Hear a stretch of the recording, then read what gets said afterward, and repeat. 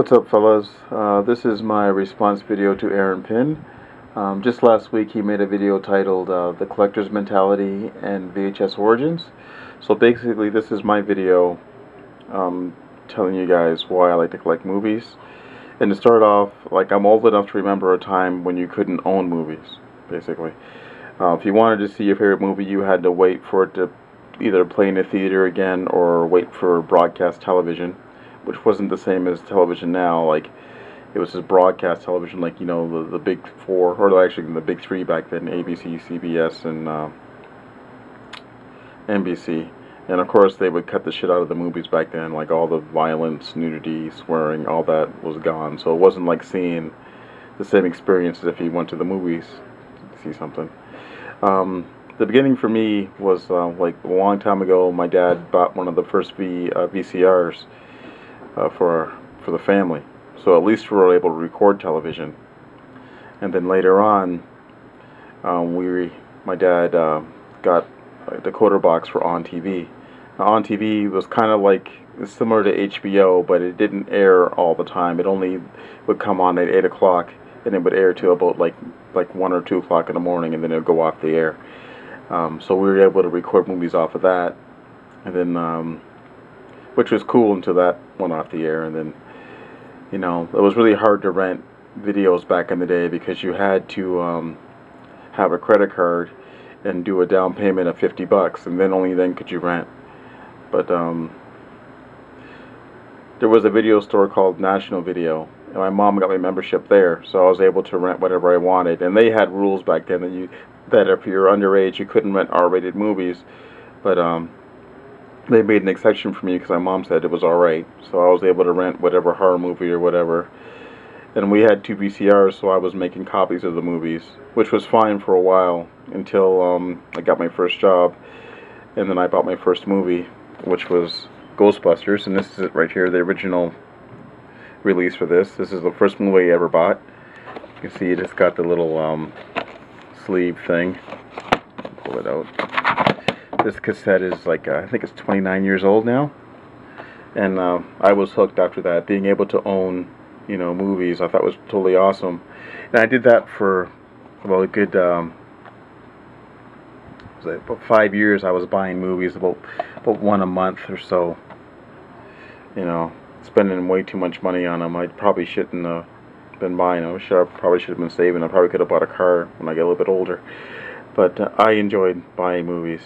But the big drawback with VHS tape, though, is that as you watch a movie over and over, you're ruining the movie. Like the tape only, you know, it loses particles, and then eventually it becomes like all staticky, you know. So, and it wouldn't be for like another into the early 90s that they started the previously viewed market, and also the sell-through market, because these things are really expensive. They used to go for like $100. And I always wanted to have a Laserdisc player because, like, all the more serious film collectors back then were collecting movies on Laserdisc, and they weren't as expensive. I think they were only like $40 as opposed to the $100 for the VHS. But all that was to change with the invention of DVD. I was always excited for that format because it was smaller. The movies would last forever, you know, so you can collect a whole bunch of them and not waste a bunch of money, at least as much money. So I did that for a while, and it was like, you know, I was single, you know, had a decent job. Eventually I bought a house, and I couldn't afford to buy movies as much anymore.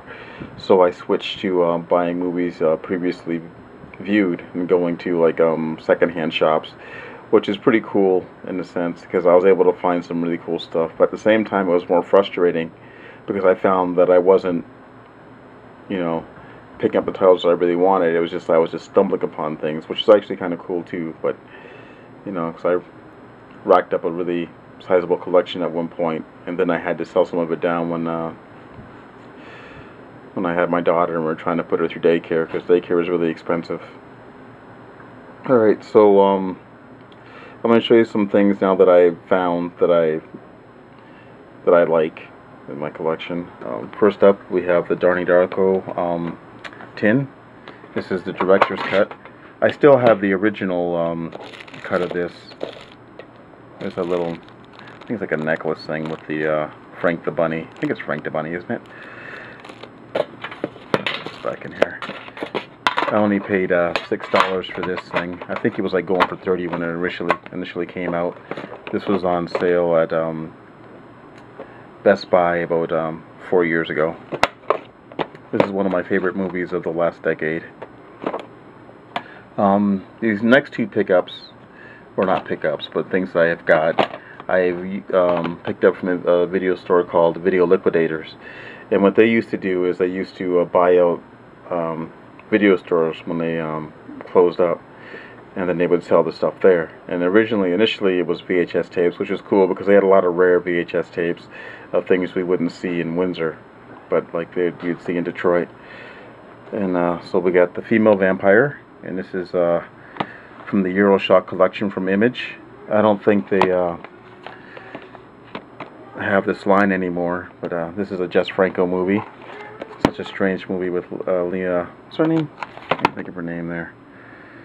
And of course, I can't see it on here. But this is the one with the vampire needs the Lena Romay, where she needs the sexual fluids to stay alive instead of the blood. It's a strange movie. And next up we have Dance of the Devil, and this is a really cool movie. It's just got ties to can't think of the movie now. Walnut Heart, the Perdita Durango character. So, and let's see, we had a couple more Jess Franco movies. We have Justine and Eugenie. And last up was a movie that was my kind of unicorn for the longest time back in the 90s, and that's Razorblade Smile.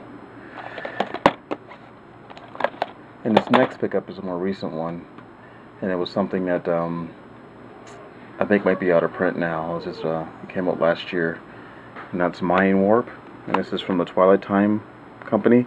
And I have mixed feelings about them. Like, it's cool that they're releasing movies and stuff, but I really hate that they limit everything to like 3,000. I think it's really pretty lame they're doing that, and people are buying this stuff up and charging way too much money for it. I paid $6 for this, $6. I was really surprised to find this movie, and this is a really rare movie. I made sure that I watched this first. I was going to do the video response a little bit earlier, but then when I found this, I decided I wanted to add it to the video. It comes with a little booklet in here, and this movie is just so strange. It's like post-apocalyptic, and it's got like some ideas that later show up in the Matrix, like with the virtual reality worlds and stuff like that. But and it's weird because this was going to be like a Fangoria release, like when they were going to do their studio. But this is more science fiction than horror, although there is horror elements in it. And Bruce Campbell is also in the movie. He's the male lead. So I guess that's my my thing. You know, it's just so weird because, like, I know most people only collect Blu-rays now, but I still like collecting DVDs a lot. There's also some other things I wanted to say too, but I got off on a tangent. So thanks for watching, guys, and I'll talk to you all later. And be sure to check out Aaron Pynn's video. Alright, bye.